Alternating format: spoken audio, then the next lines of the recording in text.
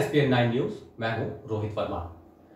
मध्य प्रदेश में 28 सीटों पर होने वाले उपचुनाव को लेकर सूबे की दोनों बड़ी पार्टियों ने कमर कस ली है। इस उपचुनाव में शिवराज सरकार की प्रतिष्ठा दांव पर लगी है, जिस कारण वो हर कदम संभाल कर रख रही है। सूबे की भाजपा सरकार दलित और पिछड़ा वर्ग को लुभाने में लगी हुई है। ऐसा इसलिए क्योंकि दलित और पिछड़ा वर्ग के लिए आरक्षित सीटों पर 2018 के चुनाव में भाजपा को मुंह की खानी पड़ी थी। मीडिया रिपोर्ट्स की माने तो भाजपा अनुसूचित जाति मोर्चा के राष्ट्रीय अध्यक्ष लाल सिंह आर के माध्यम से दलित वोटों को अपने पाले में करने के प्रयास में जुटी हुई है।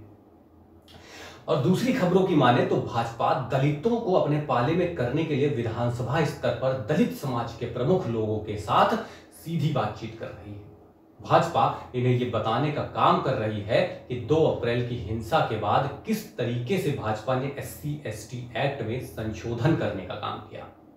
वहीं दूसरी ओर पिछड़े वर्ग के मतदाताओं के लिए मंत्री राम खिलावन पटेल को भाजपा ने ग्वालियर चंबल संभाग से चुनावी मैदान में उतारा है। वो लोगों को ये बताने में जुटे हैं जैसे केंद्र सरकार ने राष्ट्रीय पिछड़ा वर्ग आयोग को संवैधानिक शक्तियां दी, उसके बाद मध्य प्रदेश के मुख्यमंत्री शिवराज सिंह चौहान ने सूबे में भी अपने पिछड़े वर्ग आयोग को संवैधानिक शक्तियां प्रदान करने का काम किया है। ऐसा होने के बाद अब पिछड़ा वर्ग कल्याण के लिए बेहतर काम हो सकेगा। ग्वालियर चंबल संभाग का कैसा है गणित, ये बताते हैं आपको। ग्वालियर चंबल संभाग में जिन 16 सीटों पर उपचुनाव होने हैं, उनमें से 6 सीटें अनुसूचित जाति वर्ग के लिए आरक्षित हैं, जबकि 2 सीटें पिछड़ा वर्ग के लिए आरक्षित हैं। इन सभी सीटों की बात करें तो इन पर 2018 के चुनाव में कांग्रेस ने जीत का परचम लहराया था। ऐसे में भाजपा कतई नहीं चाहती कि एक बार फिर मतदाता कांग्रेस के पक्ष में मताधिकार का प्रयोग करें। मध्य प्रदेश में विधानसभा का क्या गणित है, ये भी हम आपको बताते हैं। एक नजर विधानसभा के गणित पर डालते हैं। मध्य प्रदेश में कुल विधानसभा सीट 230 है। बहुमत के लिए 116 सीट चाहिए। जो राजनीतिक दल या गठबंधन विधानसभा की 116 या उससे ज्यादा सीटें जीतेंगी, वो सूबे में सरकार का गठन करती है।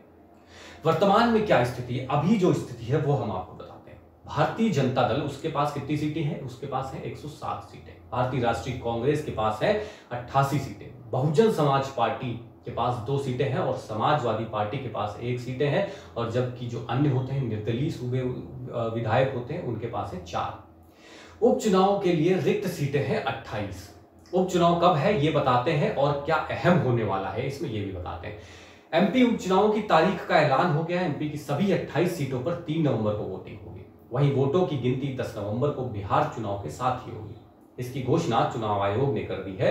एमपी के साथ छत्तीसगढ़ के मारवाही सीट पर भी उपचुनाव है। वहां भी वोटिंग 3 नवंबर को ही होगी।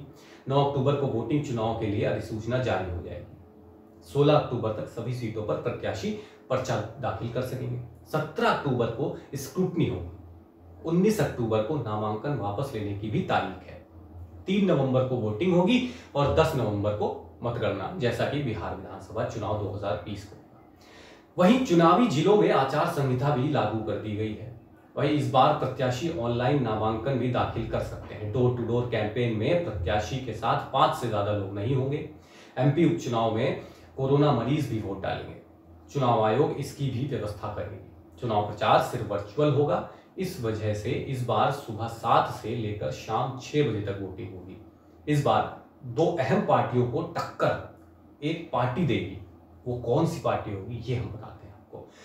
मध्य प्रदेश उपचुनाव पर सबकी नजर टिकी हुई है। यहां होने वाले 28 विधानसभा सीटों में यूं तो मुख्य मुकाबला भाजपा यानी भारतीय जनता पार्टी और कांग्रेस के बीच है, लेकिन मायावती की पार्टी बसपा को भी कम आंकना गलती हो सकती है। आपने सही सुना। दरअसल सूबे के जिन 28 विधानसभा सीटों पर 30 नवंबर को वोट पड़ना है, उनमें से 16 सीटें ग्वालियर चंबल इलाके में आती हैं। पुराने रिकॉर्ड पर अगर नजर डालें तो ये ऐसा क्षेत्र है जहां भाजपा का अपना वोट बैंक है। इस इलाके में बसपा का अपना अलग वोट बैंक है। इस इलाके में 9 विधानसभा सीटों की बात करें तो इसमें बहुजन समाज पार्टी के उम्मीदवार पहले जीत का परचम लहरा चुके हैं। यही वजह है कि उपचुनाव के कई क्षेत्रों में मुकाबला त्रिकोणीय नजर आ रहा है। आपको बता दें कि बसपा ने अपने उम्मीदवारों की घोषणा कर दी है। बसपा 18 उम्मीदवारों की 2 सूची जारी कर चुकी है। मध्य प्रदेश के 28 विधानसभा क्षेत्रों में 3 नवंबर को उपचुनाव के लिए मतदान पड़ेंगे, जबकि नतीजे 10 नवंबर को सबके सामने होंगे। लगभग 6 महीने बाद पहले सत्ता से बेदखल हो चुकी पार्टी कांग्रेस 24 सीटों के लिए अपने उम्मीदवारों की घोषणा कर चुकी है। वहीं भाजपा के उम्मीदवारों का आधिकारिक घोषणा का इंतजार अभी होना बाकी है। इधर बहुजन समाज पार्टी यानी बसपा ने 18 उम्मीदवारों की 2 सूची जारी कर चुकी है। 16 सीटें ग्वालियर चंबल इलाके की हैं। सूबे के जिन 28 विधानसभा क्षेत्रों में उपचुनाव होने वाले हैं, उनमें से 16 सीटें ग्वालियर चंबल इलाके की हैं। इस इलाके की बात करें तो यहां बसपा का अपना वोट बैंक है। वहीं इस इलाके की 9 विधानसभा सीटें ऐसी हैं जहां बसपा के उम्मीदवार पहले अपने विरोधी को पटखनी दे चुके हैं। इनमें कौन कौन सी सीटें थी? मेहगांव, करैरा, जोरा, सुमावली, मुरैना, दिमनी, अंबाह, भांडेर व अशोकनगर की सीट शामिल है। पहले विधानसभा चुनाव में भी इन इलाकों में बसपा का वोट प्रतिशत अच्छा था।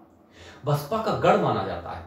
क्या कौन सा माना जाता है? मध्य प्रदेश में करीब 16% अनुसूचित जाति की आबादी है, जिसमें सबसे ज्यादा ग्वालियर चंबल इलाके में निवास करती है। यही वजह है कि इस इलाके को बसपा अपना गढ़ मानती है। लेकिन अब देखना होगा इस बार बाजी कौन मारता है।